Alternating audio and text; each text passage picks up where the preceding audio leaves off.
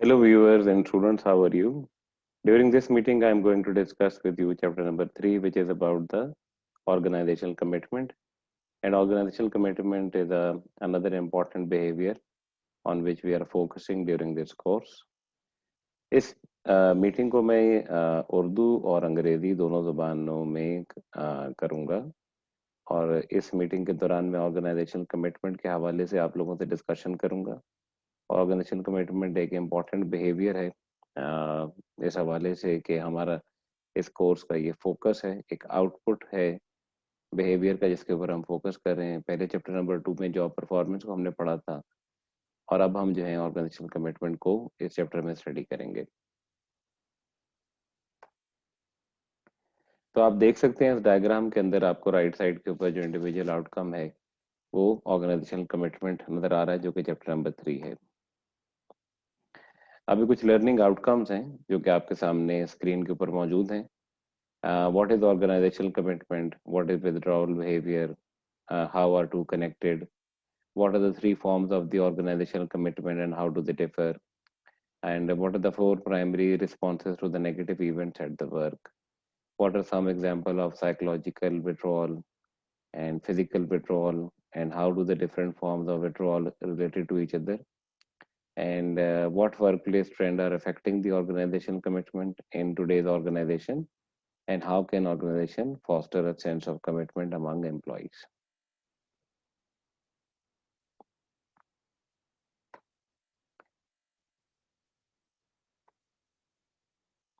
तो सबसे पहले हम इस बात को डिस्कस करते हैं कि ऑर्गेनाइजेशनल कमिटमेंट की डेफिनेशन के हवाले से।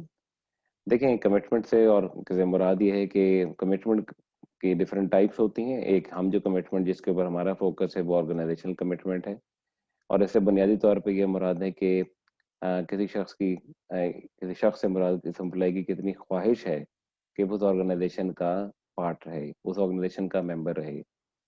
जब वो उस ऑर्गेनाइजेशन का मेंबर होता है तो वो इधर-उधर और जॉब्स को ना ढूंढ रहा हो, इस हवाले से ऑर्गेनाइजेशन कमिटमेंट की डेफिनेशन की जाती है। Organizational commitment is defined as a desire on the part of the employee to remain a member of an organization.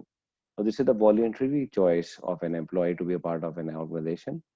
He or she want to be a part of that organization. He or she want to remain in that organization.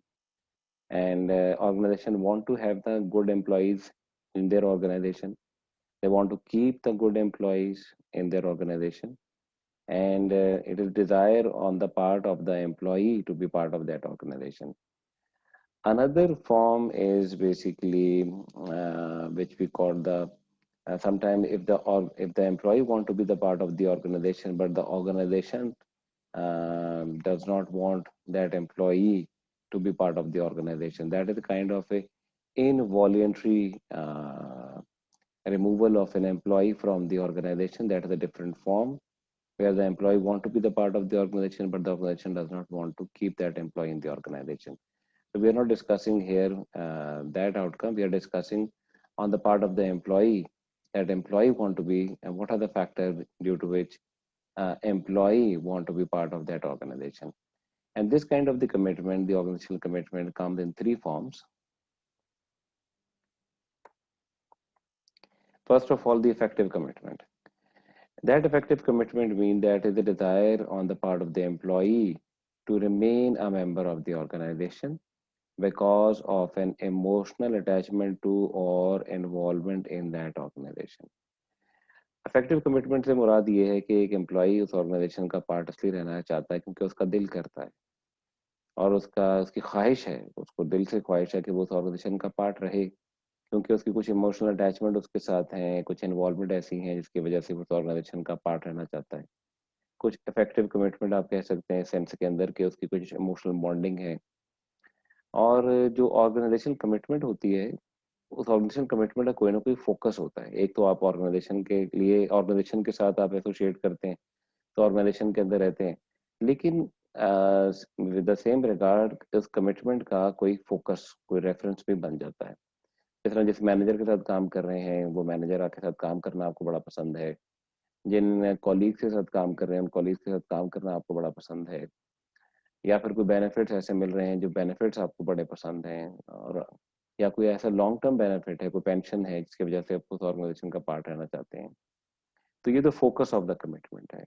अब ये focus of the commitment with reference to अगर emotional attachment हो जाए, involvement हो जाए, तो you want to you stay because you want to, आप चाहते हैं उस ऑर्गेनाइजेशन का पार्ट रहना, तो ऐसी कमिटमेंट को हम कहते हैं डोमिनेंटली इफेक्टिव कमिटमेंट है। अगर आप छोड़ना चाहेंगे तो जो जज्बात इंसान महसूस करता है व्हेन ही और she is going to leave that organization, और इवन ही और she thinks about leaving that organization, it's sadness. उसको एक किस्म की दुख और अफसोस होता है कि अगर जब वो इस ऑर्गेनाइजेशन को छोड़ने के बारे में सोचे या इस ऑर्गेनाइजेशन को छोड़ दे। तो ये एक टाइप ऑफ कमिटमेंट है ऑर्गेनाइजेशनल कमिटमेंट की, जिसको हम कहते हैं इफेक्टिव कमिटमेंट। और ये एक असेसमेंट टूल है, आप खुद से भी फिल आउट कर सकते हैं कि आप इस, अगर जैसे आप यूनिवर्सिटी का पार्ट है, student, in the case of student आप यूनिवर्सिटी का पार्ट है, तो आपकी किस टाइप की कमिटमेंट है यूनिवर्सिटी के साथ, इस हवाले से आप देख सकते हैं। अच्छा, ये एक मॉडल है, आप ये देख सकते हैं, इसको हम सोशल नेटवर्क डायग्राम भी कहते हैं। ये सोशल नेटवर्क डायग्राम के अंदर ये दिखाया जा रहा है कि लोग जो हैं वो कितने और लोगों के साथ जो हैं वो कम्युनिकेशन के अंदर होते हैं, या उनका किस तरीके के साथ उनके साथ इंफॉर्मेशन का एक्सचेंज है। अकॉर्डिंग टू दिस मॉडल आप देख सकते हैं, कहीं जगह आपको थिक लाइन नज़र आ रही हैं, कहीं जगह आपको नैरो लाइन नज़र आ रही हैं। इसका बुनियादी मकसद ये है कि इन ऐसे लोगों के दरमियान ज़्यादा फॉर्मल और इनफॉर्मल एक्सचेंज ऑफ इंफॉर्मेशन है और कम्युनिकेशन है, और कुछ जिनके साथ कम है तो उसको आपको नज़र आ रहा है उनका कम लोगों के साथ जो है इंटरेक्शन भी है, कुछ ऐसे लोग भी मौजूद हैं। तो ये सोशल नेटवर्क डायग्राम कहलाता है। और सोशल नेटवर्क डायग्राम इसलिए बनाए जाते हैं जिससे हमें ये पता चलता है कि कम्युनिकेशन के पैटर्न जो हैं ऑर्गेनाइजेशन के अंदर जो है वो क्या है। उसके बाद है कॉन्टिन्यूस कमिटमेंट। और कॉन्टिन्यूस कमिटमेंट से मुराद ये है कि desire on the part of the employee to remain a member of an organization because of an awareness of the costs associated with living. Continuous commitment से मुराद ये कि एम्प्लॉय इसलिए ऑर्गेनाइजेशन का पार्ट रहता है क्योंकि उसको मालूम है अगर मैं यहाँ से छोड़कर जाऊंगा तो मुझे इस तरह की तनख्वाह शायद नहीं मिलेगी, मुझे इस तरह के बेनिफिट्स नहीं मिलेंगे, या मार्केट में इस तरह की जिस तरह का जॉब मुझे यहाँ मिलेगी उस तरह की जॉब नहीं मिलेगी, और जो मुझे जाने का, और मैं बड़े अरसे से यहाँ काम कर रहा हूँ, जितना मेरा एक्सपीरियंस हो गया है, मुझे जिस तरह के बेनिफिट और प्रमोशन मैं एक्सपेक्ट कर रहा हूँ उस तरह की बेनिफिट और प्रमोशन मुझे मार्केट में नहीं मिलेंगे। तो आप इसलिए वहाँ रुकते हैं कि बिकॉज यू नीड टू, आपकी ज़रूरत है, और आपको लगता है कि आपकी अगर आप छोड़ कर जाएंगे तो उसका बहुत ज़्यादा नुकसान होगा आपको, और अगर आप छोड़ कर जाएंगे तो आप क्या फील करेंगे इस केस के अंदर, what would you feel if you left anyway. ठीक है, तो इन दैट केस आपका इमोशन जो है इफेक्टिव कमिटमेंट के मुकाबले में थोड़ा सा डिफरेंट होगा कॉन्टिन्यूस कमिटमेंट के हवाले से, और आपको लगेगा कि आपका जो है ना नुकसान हो रहा है, रिग्रेट भी हो सकता है आपको कि मैंने अपना नुकसान हो जाएगा मेरा अगर इस तरह का मैं छोड़ कर जाऊंगा यहाँ से।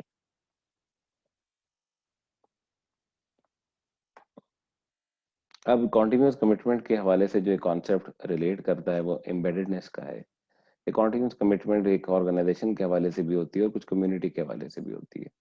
देखिए, अगर कोई एक पर्सन है जो कि सिंगल है और वो कोई पार्ट टाइम जॉब कर रहा है और एक यूनिवर्सिटी में पढ़ भी रहा है, किसी तरह उसको बाहर जाने का मौका मिल जाता है, तो उसकी कमिटमेंट जो होगी अपनी पार्ट टाइम जॉब के साथ उतनी स्ट्रांग नहीं होगी, और उसकी बॉन्डिंग जो है वो हो सकता है, अगर वो सिंगल है वो तो उतनी बॉन्डिंग्स भी नहीं है उस इलाके के हवाले से, तो उसके लिए उस जगह को छोड़ना, आगे बढ़ना, आगे यानी किसी और जगह पे जाना, इतना सेक्रीफाइसेस उसको नहीं करने पड़ेंगे in comparison to that people. जैसे अगर कोई मैरिड पर्सन है, उसकी कोई परमानेंट जॉब है और उसकी फैमिली भी यहाँ रहती है, जितना वो एम्बेडेड है कम्युनिटी के अंदर और जितना एम्बेडेड है वो उस ऑर्गेनाइजेशन के हवाले से, अपनी फैमिली के हवाले से, तो उसके लिए सेक्रीफाइस करना, किसी और जगह पे, नई जगह पे जाना, ज़्यादा सेक्रीफाइसेस हैं। तो इसलिए जो लोग एम्बेडेड लोग होते हैं, the people who feel more embedded in that community, embedded in that organization, वो उस जगह के ऊपर ज़्यादा देर तक के लिए काम कर लेते हैं।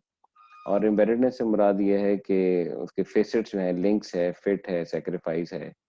मसलन अगर उनको लगता है कि जो हमें रिटायरमेंट बेनिफिट मिलेंगे, हम अगर यहाँ सर्विस, अब किसी ने 15 साल सर्विस कर ली है और उसको लगता है 20 साल के बाद जो मेरे रिटायरमेंट बेनिफिट मिलेंगे, तो अगर अभी मैं छोड़ के किसी और ऑर्गेनाइजेशन में जाऊंगा, नए सिरे से शुरू करूंगा, तो डिफिकल्ट होगा। इसी तरह लोग इमिग्रेशन के लिए भी जाते हैं। यंग एज में इमिग्रेशन करना लोगों के लिए ज़्यादा आसान हो जाता है, क्योंकि उनको लगता है कि उनके सेक्रीफाइसेस कम है वहाँ और उनकी एम्बेडेडनेस कम है। लेकिन लेटर एज में थोड़ा डिफिकल्ट हो जाता है। कुछ लोग लेटर एज के अंदर पे चले जाते हैं, जब वो अपनी सारी जिम्मेदारियों से पूरी कर लेते हैं और उनको लगता है कि अब उनकी लाइफ के अंदर कुछ और एक्साइटमेंट होनी चाहिए। उस केस के अंदर वो उनकी ओवरऑल एम्बेडेडनेस अगर सोसाइटी में कम हो गई है, तो फिर वो किसी नए मुल्क में जाते हैं। लेकिन नॉर्मली हमारे यहाँ जो एल्डरली लोग हैं वो कम उनकी प्रोबेबिलिटी होती है मूवमेंट करने के हवाले से। यंगर लोग जो हैं वो ज़्यादा मूवमेंट करते हैं इस हवाले से। ओके जी, ये एक सर्वे है कॉन्टिन्यूस कमिटमेंट के हवाले से। आप इस सर्वे को देख सकते हैं। वीडियो को स्टॉप करके अपना स्कोर भी अपना देख सकते हैं कि आप देख सकते हैं कि अगर आप बीइंग अ स्टूडेंट आपकी किस तरह की कमिटमेंट है। अगर कॉन्टिन्यूस कमिटमेंट है तो आपका क्या स्कोर आता है, और आपकी बुक में इसकी इंटरप्रिटेशन और स्कोरिंग की भी गाइडलाइन दी गई है। फिर नॉर्मेटिव कमिटमेंट, और नॉर्मेटिव कमिटमेंट से मुराद ये है कि desire on the part of the employee to remain a member of an organization because of feeling of obligation. आप किसी ऑर्गेनाइजेशन का इसलिए पार्ट हैं क्योंकि आप चाहते हैं कि भाई उस ऑर्गेनाइजेशन का पार्ट हम रहें, क्योंकि उस ऑर्गेनाइजेशन ने आपके साथ कुछ ऐसा काम किया जिसकी वजह से आपको लगता है कि इस फेवर को रिटर्न करना चाहिए।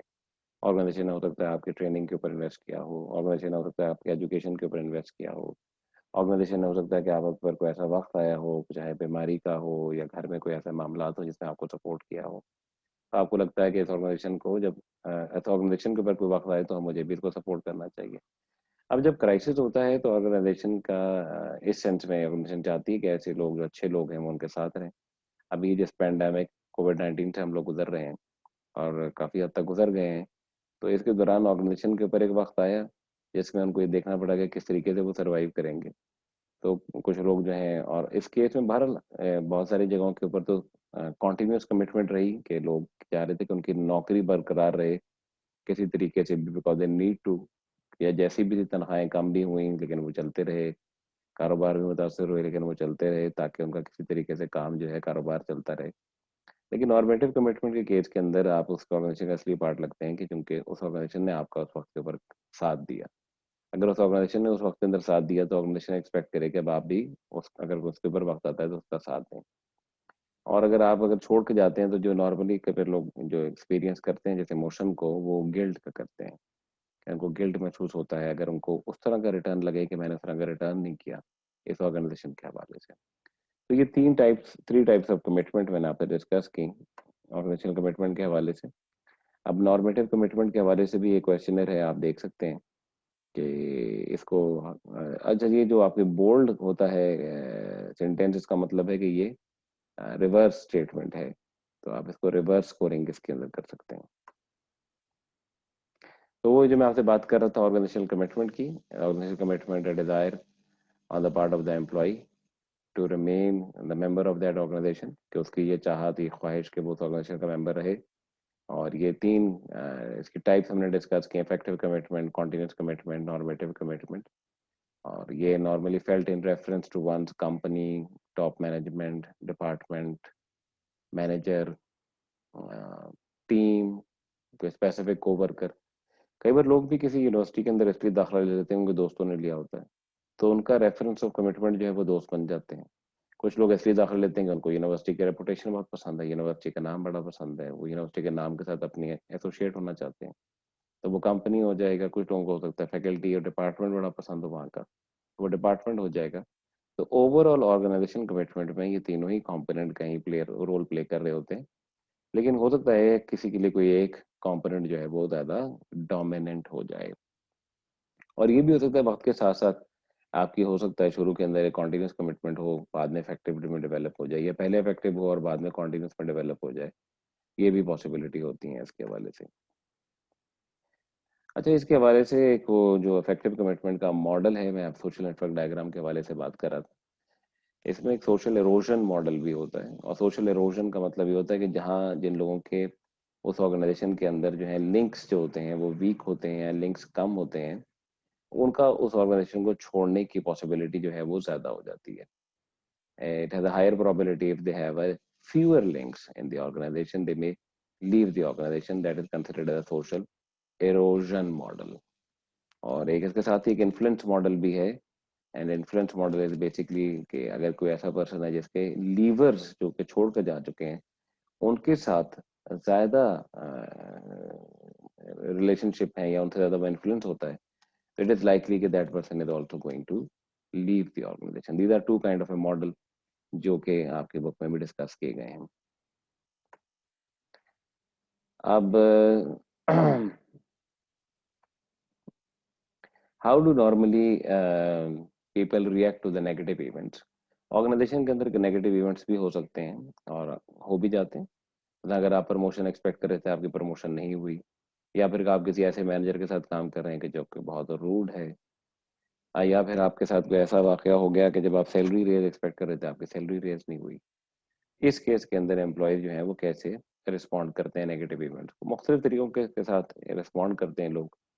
कुछ लोग सोचते हैं कि हम इस ऑर्गेनाइजेशन को छोड़ दें, कि ऐसा नेगेटिव इवेंट हुआ है और हम छोड़ कर चले जाएं।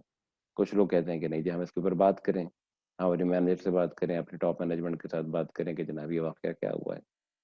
और कुछ हो सकता है कुछ भी ना कहें और कहें कि जनाब हम चलते रहते हैं, हो सकता है हालात खुद ब खुद ही बेहतर हो जाए, एक ना वक्त आएगा कि हालात बेहतर हो जाएंगे।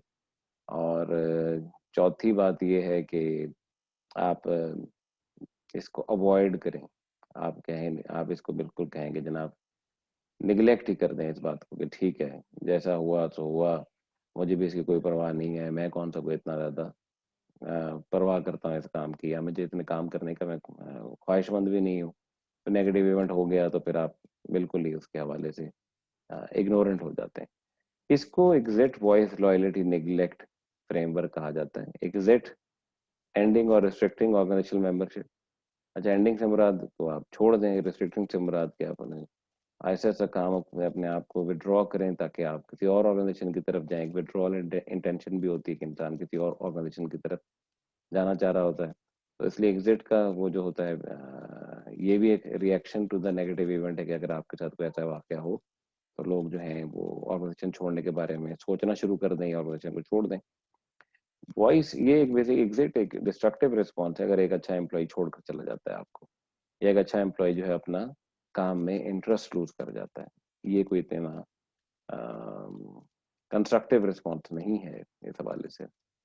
अच्छा, वॉइस जो है, वॉइस से मुराद कंस्ट्रक्टिव रिस्पॉन्स है where individual attempt to improve the situation. अब सिचुएशन इंप्रूव करने से के हवाले से क्या होगा कि वो मैनेजर के साथ बात करेगा या उन लोगों के साथ बात करेगा जो कि इसके हवाले से कोई एक्शन ले सकते हैं, और उनसे बात करेगा। लेट्स से वो प्रमोशन एक्सपेक्ट कर रहा था या सैलरी रेज एक्सपेक्ट कर रहा था, उसकी क्या वजूहत रही, तो इस हवाले से वो अपनी वॉइस को रेज से मुराद है कि वॉइस करेगा अपने ओपिनियन को और वॉइस करेगा अपने कंसर्न को। So that means that person is basically trying to resolve the situation by giving a voice to his or her concern. So that is basically constructive response, where individual attempt to improve the situation. Then this framework involves other potential response to the negative event, which is the loyalty. अच्छा, exit और जो कि voice था, there are active response. Loyalty is a passive response. It's a kind of passive response where the employee remains supportive while hoping for improvement. कि बोलता तो कुछ नहीं है, वॉइस तो नहीं करता है, लेकिन अपना काम करता रहता है इसी हवाले से कि सिचुएशन खुद ब खुद बेहतर हो जाएगी। यानी मुझे उर्दू का एक शेर याद आ रहा है, पैवस्ता रहे शजर से उम्मीदें बाहर रख। तो यानी कि आप रहते हैं, काम करते रहते हैं और बात भी नहीं करते और सोचते हैं कि खुद ब खुद सिचुएशन जो है वो बेहतर हो जाएगी। चौथा है निग्लेक्ट है, और ये एक डिस्ट्रक्टिव और पैसिव रिस्पॉन्स है। इंटरेस्ट भी कम हो जाता है और आप काम भी कम करना शुरू कर देते हैं, किसी तरीके से काम को अवॉइड ही करते हैं। कि आपको लगता है कि इस काम को, क्योंकि मेरे साथ प्रमोशन नहीं हुई, मेरी पे रेज नहीं हुई, और इसकी वजह से आपका एक किस्म का निग्लेक्ट हो जाता है, निग्लेक्ट करना शुरू कर देते हैं अपने काम के हवाले से भी और एफर्ट के हवाले से भी। और इसकी डिफरेंट फॉर्म्स हो सकती हैं निगलेक्ट की भी। बहरहाल ये एक पैसिव रिस्पॉन्स है।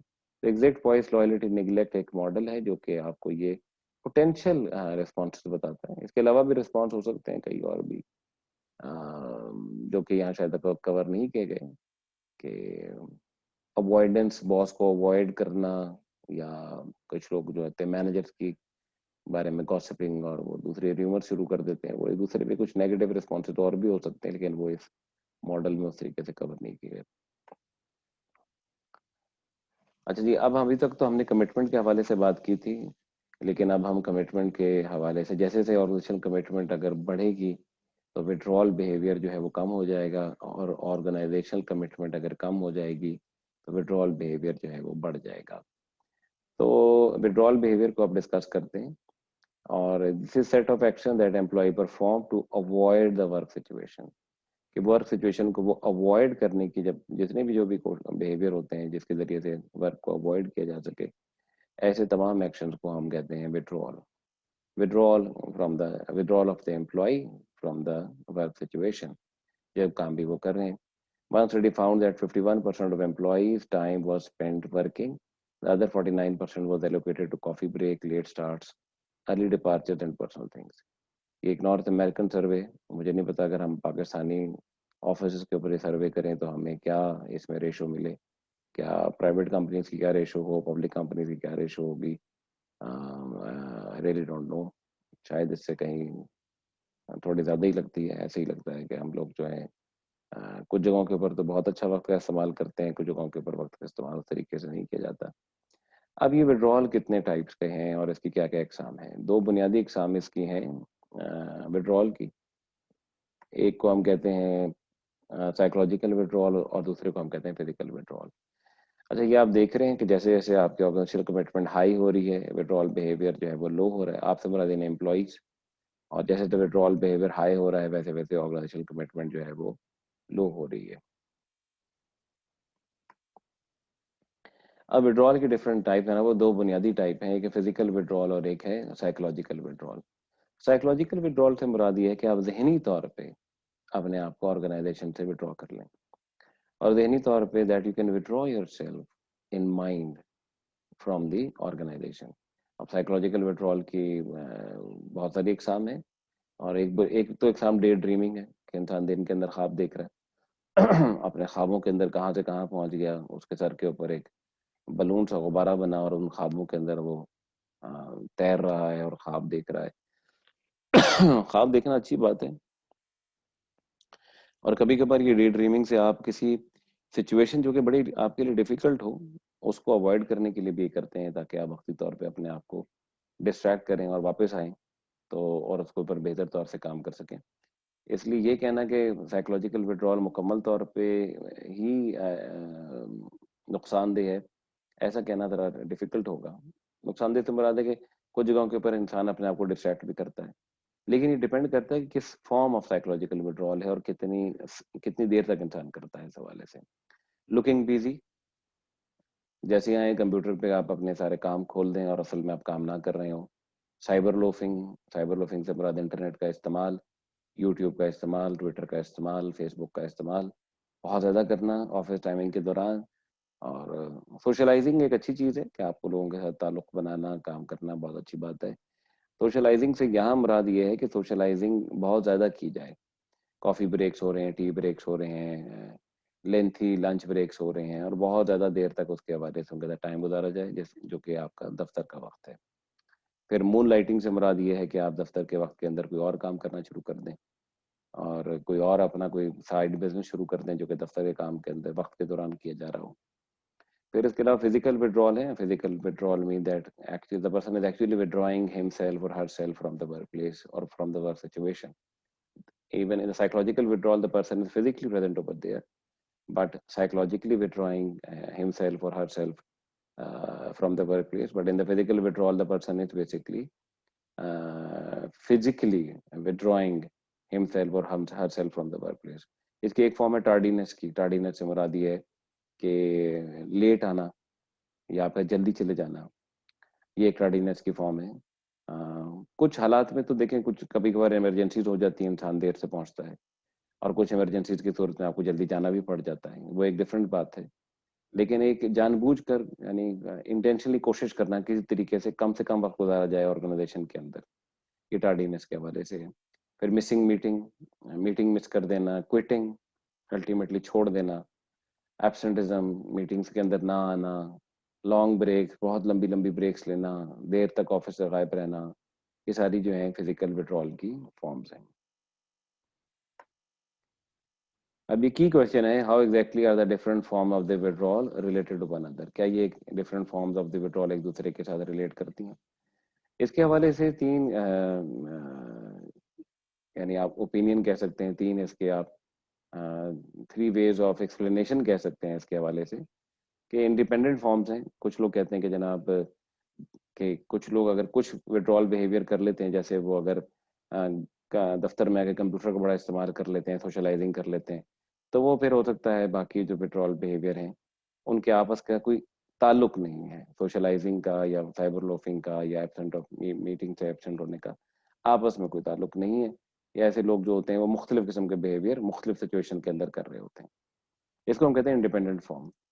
और दूसरी फॉर्म है कॉम्पनसेटरी फॉर्म। कॉम्पनसेटरी फॉर्म से हमारी मुराद ये है कि अगर एक किस्म का वो बिहेवियर कर लेते हैं विड्रॉल, तो फिर इट्स अनलाइकली कि वो दूसरे किस्म का करें। मतलब एक पर्सन है वो कहता है कि मैं दफ्तर चला जाता हूँ, वहाँ अच्छा एसी लगा हुआ है, मैं इंटरनेट इस्तेमाल करता रहता हूँ, मेरे कुछ दोस्तों से गपशप भी हो जाती है, तो मैं सोचता हूँ क्यों ऑफिस की मीटिंग मिस करें, ऑफिस क्यों मिस करें, तो ऑफिस हम चले जाते हैं। तो ये कॉम्पनसेटरी फॉर्म है कि वो साइकोलॉजिकल विड्रॉल को कॉम्पनसेट कर रहा है विद द फिजिकल विड्रॉल, कि फिजिकल विड्रॉल नहीं कर रहा लेकिन कॉम्पनसेटरी है एक किस्म का, कि बाकी विड्रॉल फॉर्म जो है करने से उसको लेस लाइकली है कि वो बाकी चीजें, अब मीटिंग एब्सेंट करे या ऑफिस एब्सेंट हो जाए। तीसरी फॉर्म है प्रोग्रेशन की, और प्रोग्रेशन फॉर्म ऑफ मॉडल ये एक्सप्लेन करता है कि पहले जो होते हैं माइनर नेचर के विड्रॉल इंसान शो करता है, और ऐसा ऐसा वो सीरियस नेचर के होते चले जाते हैं।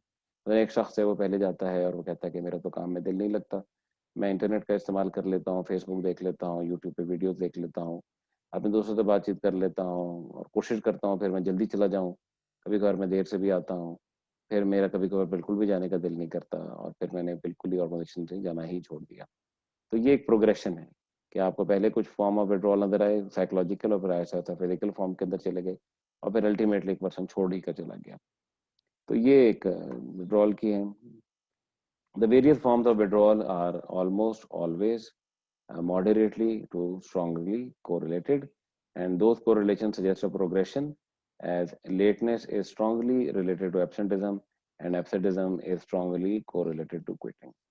तो ये बहरहाल जो रिसर्च एविडेंस है वो प्रोग्रेशन जो मॉडल है उसके लिए ज़्यादा सपोर्ट करता है, कि अगर कोई पर्सन लेट आ रहा है that lead to the absenteeism, and absenteeism से लेट स्ट्रांगली रिलेट करेगा क्विटिंग के साथ। ओके जी, जो वर्क प्लेस ट्रेंड्स हैं और वर्क प्लेस के अंदर डाइवर्सिटी इंक्रीज हो रही है, और increase diversity can reduce commitment of the employees if employees feel lower level of the effective commitment or become less embedded in their current job। आपको ये अगर माइनॉरिटीज भी अगर आपको लगता है कोई ऐसी हैं वर्कफोर्स के अंदर जो चीज लोग आ गए हैं, क्योंकि पहले आपको उनकी तादाद कम नजर आती है, जिस तरह के खवातीन की तादाद है, और आपको नजर आती है कि खवातीन की तादाद बढ़ गई है, और उस केस के अंदर वर्क प्लेस की diversity in terms of gender भी बढ़ गई है। तो इस केस के अंदर कमिटमेंट अगर आप उन फीमेल को उस ऑर्गेनाइजेशन के कोर पार्ट के अंदर इन्वॉल्व करेंगे, इस तरह फिर ऑर्गेनाइजेशन के अंदर जो है वो लोग they feel a part of the organization and they feel more committed in the organization, and they may feel a level of the effective commitment in the organization, ताकि वो ऑर्गेनाइजेशन का पार्ट रहें। और बहरहाल इसके अलावा ऑर्गेनाइजेशन के अंदर डाउन साइजिंग के हवाले से, रिडक्शन ऑफ द एम्प्लॉयज के हवाले से भी, इसी तरह कोविड-19 पैंडेमिक के अंदर आप देख सकते हैं कि इस तरीके के साथ एक जो लेवल ऑफ इफेक्टिव कमिटमेंट और नॉर्मेटिव कमिटमेंट था वो कम हुआ उन ऑर्गेनाइजेशन में जहाँ एम्प्लॉयज की जॉब चली गई या उनकी कॉम्पनसेशन में बहुत ज़्यादा असर हुआ, और इस लेवल के ऊपर उनकी इफेक्टिव कमिटमेंट और नॉर्मेटिव कमिटमेंट कम रही, बल्कि कॉन्टिन्यूस कमिटमेंट की वजह से एम्प्लॉय के लोगों ने साथ दिया, और एक अनसर्टेनिटी भी ब्रीड इन करी, जहाँ उनको ये नहीं पता था कि हमारे आने वाले दिन के अंदर एक फाइनेंशियल अनसर्टेनिटी, बावजूद इसके हेल्थ अनसर्टेनिटी के साथ फाइनेंशियल अनसर्टेनिटी भी लोगों ने फेस की, जिसके भारत इफेक्ट उनकी हेल्थ पे और उनके लिविंग के ऊपर आए। अब इसकी एप्लीकेशन के इफेक्टिव कमिटमेंट को कैसे बढ़ाया जाता है, ऑर्गेनाइजेशन बहुत सारे प्रोग्राम करती हैं जिनके ज़रिए से ऑर्गेनाइजेशन जो है उनको सपोर्ट देती है। मसलन एम्प्लॉयज़ डेज बनाए जाएं, एम्प्लॉयज़ के ऊपर पिकनिक्स अरेंज की जाएं, एम्प्लॉयज़ के अंदर एम्प्लॉयज़ को आपस में एम्प्लॉयज़ के साथ जो है एक कम्युनिकेशन के चैनल्स प्रोवाइड किए जाएं ताकि एम्प्लॉयज़ की जो कमिटमेंट, इफेक्टिव कमिटमेंट है वो इंक्रीज हो। और एक दूसरी कॉन्सेप्ट होता है जिसको हम कहते हैं परसीव्ड ऑर्गेनाइजेशनल सपोर्ट, कि employees are more committed when employees are committed to them. क्या वो ये समझें कि हमारी जो ऑर्गेनाइजेशन है वो भी हमारे साथ कमिटेड है, वो उनको जॉब सिक्योरिटी प्रोवाइड करती है, उनकी रिवॉर्ड्स प्रोवाइड करती है, वर्क कंडीशन को इम्प्रूव करती है और पॉलिटिक्स को मिनिमाइज करती है।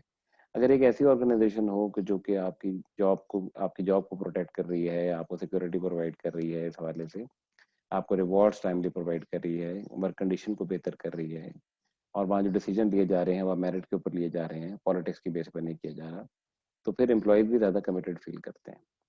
कॉन्टिन्यूस कमिटमेंट के हवाले से ऑर्गेनाइजेशन जो है वो ऑर्गेनाइजेशन लिंक्स कॉन्टिन्यूस कमिटमेंट के अंदर आप बेहतर पे, बेहतर प्रमोशन, बेहतर कैरियर ट्रैक और बेनिफिट्स, ये चीज़ें कॉन्टिन्यूस कमिटमेंट को इंक्रीज करती हैं। नॉर्मेटिव कमिटमेंट में आप उनके हवाले से उनकी वेलबींग के लिए कुछ आप इन्वेस्टमेंट कर सकते हैं, इंश्योरेंसेज हैं, और इंश्योरेंस तो बहरहाल कॉन्टिन्यूस कमिटमेंट का भी पार्ट बन जाती है, जिस तरह उनकी ट्रेनिंग और एजुकेशन के ऊपर इन्वेस्टमेंट है।